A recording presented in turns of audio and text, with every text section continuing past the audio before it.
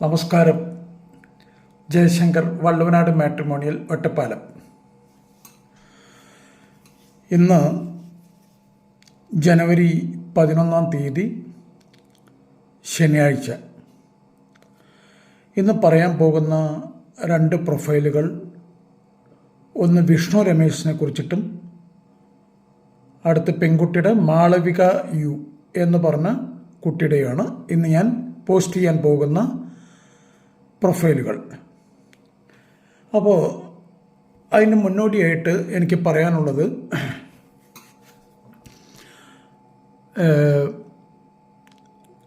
അടുത്ത ദിവസങ്ങളിൽ കുറച്ചും കൂടെ കൂടുതലായിട്ട് കുട്ടികളുടെ, അതായത് ഒരു ആൺകുട്ടിയുടെ അല്ലെങ്കിൽ ഒരു പെൺകുട്ടിയുടെ പ്രൊഫൈൽ ഇടുന്നതിന് പകരം 3-4 കുട്ടികളുടെയെങ്കിലും ദിവസേന ഇടാനായിട്ടുള്ള, അതായത് ആൺകുട്ടി 4 പെൺകുട്ടി 4. അപ്പോൾ ഇതിൽ ആർക്കെങ്കിലും അങ്ങനെ ഇടണം എന്ന താല്പര്യമുണ്ടെങ്കിൽ എന്നോട് പറഞ്ഞു കഴിഞ്ഞാൽ നമ്മളുടെ ഗ്രൂപ്പിലെ ആളുകളുടെ ഞാൻ തീർച്ചയായിട്ടും ഇടുന്നതായിരിക്കും. അപ്പോൾ 1-2 പേര് എന്നോട് പറഞ്ഞു ഫോട്ടോയും കൂടി കിട്ടുകയാണെങ്കിൽ നന്നായിരുന്നു എന്നുള്ളത്. ഫോട്ടോ എൻ്റെ കയ്യിലുള്ളത് ഞാൻ അവർക്ക് കൊടുക്കാറുണ്ട്, ഇല്ലാതെ ഞാൻ പറയുന്നില്ല. കഴിയാവുന്നത്ര വീഡിയോയിൽ തന്നെ ഫോട്ടോ കാട്ടാനായിട്ടുള്ള സൗകര്യങ്ങൾ ചെയ്ത് വരുന്നുണ്ട്. അത് കഴിയുന്നതും വളരെ പെട്ടെന്ന് തന്നെ ഇംപ്ലിമെൻ്റ് ചെയ്യും. മിക്കവാറും ഇന്ന് തന്നെ പറ്റുകയാണെങ്കിൽ ഞാൻ അതിൽ ഫോട്ടോയും കൂടി ഇൻക്ലൂഡ് ചെയ്യും. അപ്പോൾ കാര്യത്തിലേക്ക് കിടക്കാം. ആദ്യം പറയുന്നത് വിഷ്ണു രമേശ്, 31 വയസ്സ്. വിഷ്ണു രമേശ് 31 വയസ്സ്, 5 അടി 11, അതായത് 6 അടി അങ്ങോട്ട് ആയില്ല, 5-11 നിൽക്കുകയാണ്. ബിടെക് കമ്പ്യൂട്ടർ സയൻസ് ആണ് ആ കുട്ടിയുടെ ക്വാളിഫിക്കേഷൻ. ഉത്രട്ടാതിയാണ് നാള്. സോഫ്റ്റ്വെയർ ഡെവലപ്പറായിട്ട് നെതർലാൻഡ്സിൽ വർക്ക് ചെയ്യുന്നു. ഏകദേശം 77 ലക്ഷം രൂപ സാലറി ആ കുട്ടിക്ക് കിട്ടുന്നുണ്ട് ഒരു വർഷം. അപ്പർ മിഡിൽ ക്ലാസ് ഫാമിലിയാണ്. അച്ഛൻ, അമ്മ, ഒരു സിസ്റ്റർ മാരേജ് കഴിഞ്ഞിട്ട് കോഴിക്കോട് ദുബായിൽ സെറ്റിൽഡാണ്. ഈ ഫാമിലി സെറ്റിൽ ചെയ്തിരിക്കുന്നത്, അതായത് അച്ഛൻ രമേശ്, അമ്മ, ഇവരെല്ലാവരും കോഴിക്കോടാണ് അവരുടെ നാട്, അല്ലെങ്കിൽ അവർ സെറ്റിൽ ചെയ്തിരിക്കുന്നത്. അപ്പർ മിഡിൽ ക്ലാസ് ഫാമിലിയാണ്. താല്പര്യമുള്ള പെൺകുട്ടികളുടെ പേരൻസ് ഇവിടെ രജിസ്റ്റർ ചെയ്തു എന്ന് ഉറപ്പ് വരുത്തുക. രജിസ്റ്റർ ചെയ്തിട്ടില്ലെങ്കിൽ രജിസ്റ്റർ ചെയ്യുക.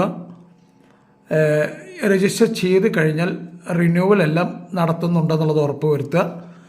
ഇല്ലെങ്കിൽ റിന്യൂവൽ ഉറപ്പ് വരുത്തിയതിന് ശേഷം എനിക്ക് മെസ്സേജ് ഇടുക, ഈ കുട്ടിയുടെ ഡീറ്റെയിലുകൾ തരാൻ പറഞ്ഞിട്ട്.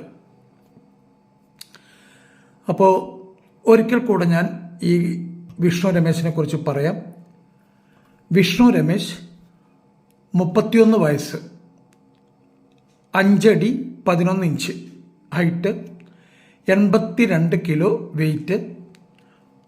ബിടെക് കമ്പ്യൂട്ടർ സയൻസ് ആണ് അദ്ദേഹത്തിൻ്റെ ക്വാളിഫിക്കേഷൻ. ഉത്രട്ടാതി നക്ഷത്രമാണ്. സോഫ്റ്റ്വെയർ ഡെവലപ്പറായിട്ട് നെതർലാൻഡ്സിൽ വർക്ക് ചെയ്യുന്നു. 77 ലക്ഷം രൂപ സാലറി അവർക്ക് ഒരു വർഷം കിട്ടുന്നുണ്ട്. കോഴിക്കോടുള്ള ഒരു അപ്പർ മിഡിൽ ക്ലാസ് ഫാമിലിയാണ് ഇവരുടെ ഫാമിലി. അച്ഛൻ ex-NRI ആണ്. അച്ഛൻ, അമ്മ കോഴിക്കോട് സെറ്റിൽ ചെയ്തിരിക്കുന്നു. കോഴിക്കോടാണ് ഇവരുടെ താമസം. അച്ഛൻ കോഴിക്കോട്. ദെൻ സിസ്റ്ററാണുള്ളത്. സിസ്റ്ററിൻ്റെ മാരേജ് കഴിഞ്ഞിട്ട് അവർ ദുബായ് സെറ്റിൽഡാണ്. കോഴിക്കോട്ട് ഒരു പ്രശസ്തരായിട്ടുള്ള നായർ തറവാട്ടുകാരാണ് ഈ ഫാമിലി. പിന്നെ ഞാൻ പേഴ്സണലി എനിക്ക് എൻ്റെ ഓഫീസിൽ വന്ന് സംസാരിച്ചിട്ടുള്ള കുട്ടി ആണ്. പാരൻസും മകനും കൂടെ എൻ്റെ ഓഫീസിൽ വന്നിട്ടുണ്ടായിരുന്നു കഴിഞ്ഞ പ്രാവശ്യത്തെ വെക്കേഷന് വന്നപ്പോൾ. അപ്പോൾ ഞാനുമായിട്ട് സംസാരിച്ചിട്ടുണ്ട്. അപ്പോൾ നമ്മളൊരു അരമണിക്കൂർ നേരം അല്ലെങ്കിൽ 1 മണിക്കൂർ നേരം ഞാൻ ഇവരൊക്കെ ആയിട്ട് സംസാരിക്കുമ്പോൾ എനിക്ക് മനസ്സിലാകുന്ന കുറച്ച് കാര്യങ്ങളുണ്ട്. അതായത് ഓരോരുത്തരോട് നമ്മൾ സംസാരിക്കുന്ന സമയത്ത് അവരുടെ ബാക്ക്ഗ്രൗണ്ട് കാര്യങ്ങളൊക്കെ നമ്മൾ ചോദിക്കും, ഓരോ വർത്തമാനങ്ങൾ അവരിങ്ങോട്ട് പറയും. അപ്പോൾ ഞാൻ മനസ്സിലാക്കിയിടത്തോളം ഒരു എക്സലൻറ്റ് ഫാമിലിയാണ്, നല്ല മാച്യൂരിറ്റി ഒക്കെ ആയിട്ടുള്ള ഒരു കുട്ടിയാണ് വിഷ്ണു രമേശ്. അതിൽ യാതൊരു തർക്കവുമില്ല. അപ്പോൾ ഈ പ്രൊഫൈൽ ഇഷ്ടപ്പെടുന്ന പെൺകുട്ടികളുടെ രക്ഷിതാക്കൾ തീർച്ചയായിട്ടും കോൺടാക്ട് ചെയ്യാൻ ശ്രമിക്കുക. ഞാൻ അവരുടെ ഡീറ്റെയിലുകൾ നിങ്ങൾക്ക് തരാം. അപ്പോൾ ഇന്നത്തെ ആൺകുട്ടിയുടെ പ്രൊഫൈൽ ഞാൻ ആ ഡീറ്റെയിൽസ് ഇന്ന് ഞാൻ ഇവിടെ വെച്ച് അവസാനിപ്പിക്കുകയാണ്. അടുത്ത വീഡിയോ ഇന്നത്തെ പെൺകുട്ടിയുടെ ഡീറ്റെയിലുകൾ ഇടാം. അപ്പോൾ ഇത്രയുമാണ് ഇന്ന് പ്രൊഫൈലിനെ പറ്റി എനിക്ക് പറയാനുള്ളത്. ദിവസേന റിപ്പീറ്റ് ചെയ്യുന്ന കാര്യം ഒരിക്കൽ കൂടെ ഞാൻ ആവർത്തിക്കുകയാണ്. ഒരു വിവാഹം നോക്കുക എന്ന് പറഞ്ഞു കഴിഞ്ഞാൽ കുറേ ജാതകം പഠിക്കലല്ല. ജാതകം വേണം, ജാതകത്തിന് ഞാൻ എഗൻസ്റ്റ് അല്ല. ജാതകം കൃത്യമായിട്ട് നോക്കണം, നോക്കേണ്ടവർ കൃത്യമായിട്ട് നോക്കണം ജാതകം. ഒരു കാരണവശാലും ജാതകം നമ്മളായിട്ട് ഒന്നും പ്രൊഫൈലിൽ കഴിയുന്നത് പറയാതിരിക്കുന്നതാണ് ഉത്തമം. നിങ്ങൾ ശുദ്ധജാതകം, ദോഷജാതകം, അരദോഷം, 7 ചൊവ്വ 8 ബുധൻ ഇങ്ങനെയൊക്കെ പറയുന്ന പല പ്രൊഫൈലുകൾ ഞാൻ വായിക്കാറുണ്ട്. സുഹൃത്തുക്കളെ, അതിൻ്റെ ആവശ്യമുണ്ടോ എന്നെനിക്ക് തോന്നുന്നില്ല. കാരണം ഒരു ശുദ്ധജാതകം എന്നൊരു ആൺകുട്ടിയുടെ പ്രൊഫൈൽ പറയുകയാണെങ്കിൽ നമ്മൾ ഏവരും മനസ്സിലാക്കണം, കൃത്യമായിട്ട് ഒരു 4-5 പണിക്കരെ കൊണ്ട് നോക്കിച്ചു കഴിഞ്ഞാൽ അതിലെന്തെങ്കിലും തരത്തിൽ ചെറിയൊരു ദോഷമുണ്ടാകും. എല്ലാ ജാതകങ്ങളിലും എൻ്റെ അനുഭവം വെച്ചിട്ടും ഞാൻ അത്യാവശ്യം ഇതിനൊക്കെ പറ്റി പഠിച്ചതും മനസ്സിലാക്കി എൻ്റെ ഗുരുനാഥന്മാരൊക്കെ പറഞ്ഞിട്ടുള്ള കാര്യം, ശുദ്ധജാതകം എന്ന് പറഞ്ഞിട്ടുള്ളൊരു ജാതകം ഇല്ല. എന്തെങ്കിലും തരത്തിൽ ദോഷം ഉണ്ടായിരിക്കും. പക്ഷേ ഞാനത് എത്ര പറഞ്ഞു കഴിഞ്ഞാലും ഞാൻ പറയുമ്പോൾ എൻ്റെ കസ്റ്റമേഴ്സിന് ഇത് മനസ്സിലാക്കാനുള്ള ഒരു മാനസികാവസ്ഥയല്ല. അപ്പോൾ ആദ്യം മനസ്സിലാക്കേണ്ടത് എല്ലാ ജാതകങ്ങളിലും അത്യാവശ്യം ദോഷമുണ്ടാകും. നിങ്ങൾ ഓരോ പണിക്കരെ കൊണ്ട് നോക്കിക്കുമ്പോഴാണ് ഇതിൻ്റെ ആ യഥാർത്ഥ സ്ഥിതി നിങ്ങൾക്ക് മനസ്സിലാവുക. ഇപ്പോൾ ഇവിടെ എന്താ വെച്ചാൽ നമ്മൾ ഒരു പണിക്കരെ കൊണ്ട് നോക്കുമ്പോൾ ശുദ്ധജാതകം, വേറൊരു പണിക്കരെ കൊണ്ട് നോക്കുമ്പോൾ ഒരു അരദോഷം, വേറൊരാളെ കൊണ്ട് നോക്കുമ്പോൾ ഒരു ദോഷം. അപ്പോൾ ഇത് എവിടെ കൊണ്ട് എത്തിക്കണം? നമ്മൾ എങ്ങനെയാണ് നോക്കുക? 4 പണിക്കന്മാരെടുത്ത് പോയാൽ 8 അഭിപ്രായം വരും. അപ്പോൾ എങ്ങനെയാണ് നമ്മളിത് ഒരു കാര്യങ്ങൾ നടക്കുകയാണ് നമ്മുടെ ആവശ്യം, ഇത് എവിടെ കൊണ്ട് എത്തിക്കും എന്നുള്ളത് അച്ഛനമ്മമാരെ ആദ്യം ചിന്തിക്കുക. സുഹൃത്തുക്കൾ, നിങ്ങൾ കൃത്യമായിട്ടത് മനസ്സിലാക്കാത്തതിൻ്റെ ഒരു ഇഷ്യൂ ആണെന്ന് എനിക്ക് തോന്നുന്നു. നല്ല പ്രൊഫൈൽ വന്നു, അച്ഛൻ, അമ്മ, മക്കൾ ഇവർക്ക് എല്ലാവർക്കും ഇഷ്ടപ്പെട്ടു, ഫാമിലി ഇഷ്ടമായി, ഹൈറ്റ്, വെയ്റ്റ്, ജോബ് ക്വാളിഫിക്കേഷൻ ഇതെല്ലാം ഓക്കെ ആയി കഴിഞ്ഞു കഴിഞ്ഞാൽ നിങ്ങൾ തീർച്ചയായിട്ടും 4-5 പണിക്കരടുത്തെങ്കിലും പോയിട്ട് നോക്കണം. അതിൽ ഏതെങ്കിലും ഒരു പണിക്കരാണ് നിങ്ങളോട് പറയണമെങ്കിൽ ഓക്കെയാണ്, ഇത് വെച്ച് മുന്നോട്ട് പോയിക്കോളൂ എന്ന് പറഞ്ഞാൽ പിന്നെ വേറൊരാളോട് പോയിട്ട് ചോദിക്കേണ്ട ആവശ്യമില്ല. കൃത്യമായിട്ടത് വെച്ച് മുന്നോട്ട് പോവുക. വീട്ടിൽ ആരെങ്കിലും ജ്യോതിഷം നോക്കുന്നുണ്ടെങ്കിൽ ആവർത്തിച്ച് ഞാൻ പറയാം, വീട്ടിൽ അച്ഛൻ്റെ ഏട്ടൻ അനിയൻ അല്ലെങ്കിൽ അമ്മയുടെ ഏട്ടൻ അനിയൻ ആരെയെങ്കിലും, നിങ്ങളുടെ മുത്തശ്ശി മുത്തശ്ശൻ ഇവരാരെങ്കിലും ജാതകം അല്ലെങ്കിൽ ജ്യോതിഷം നോക്കുന്നുണ്ടെങ്കിൽ മക്കളുടെ കാര്യം അവരോട് കൊണ്ട് നോക്കിപ്പിക്കരുത് എന്നുള്ളതാണ് എൻ്റെ ഒരു അപേക്ഷ. അവർ മക്കളുടെ ജാതകം നോക്കണ്ട, അവരുടെ ഗുരുനാഥന്മാരെ കൊണ്ട് നോക്കിപ്പിച്ചോളൂ, അവർ പറയുന്ന പണിക്കന്മാരെ കൊണ്ട് നോക്കിപ്പിച്ചോളൂ.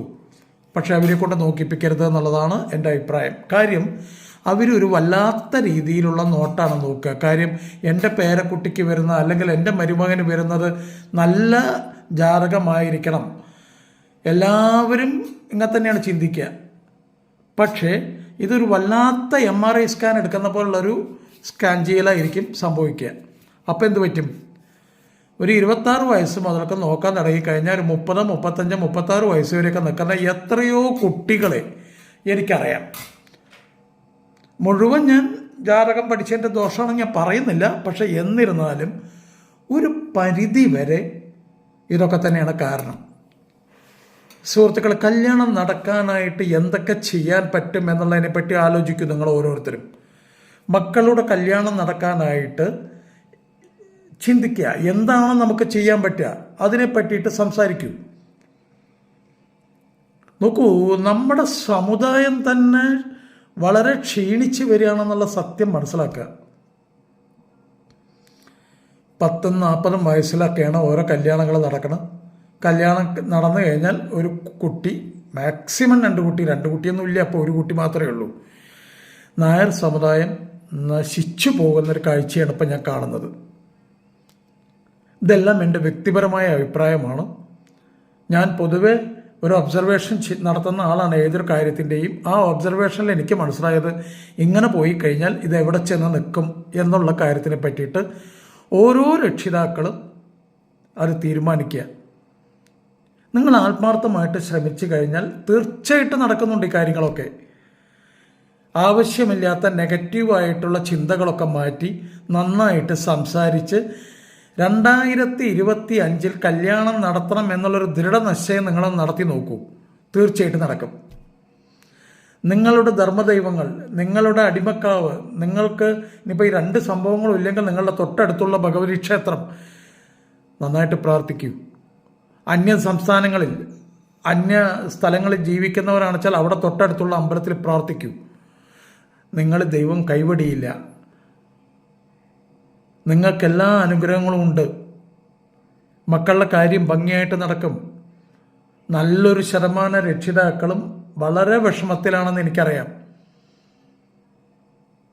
ഒരു സൈഡിൽ വിഷമിച്ചിരിക്കുക, ഒരു സൈഡിൽ മൊത്തം കല്യാണം നടക്കാതിരിക്കാൻ എന്തൊക്കെ എനിക്ക് ചെയ്യാൻ പറ്റുമെങ്കിലും അതൊക്കെ അറിഞ്ഞോ അറിയാതെയോ ചെയ്തു പോകുന്നു. അപ്പോൾ അതെല്ലാം മനസ്സിലാക്കിയിട്ട് വേണ്ട രീതിയിൽ കാര്യങ്ങൾ മുന്നോട്ട് കൊണ്ടുപോകണം എന്ന് പറഞ്ഞുകൊണ്ട് ഒരിക്കൽ കൂടെ എല്ലാവർക്കും എൻ്റെ മംഗളാശംസകൾ. Thank you so much.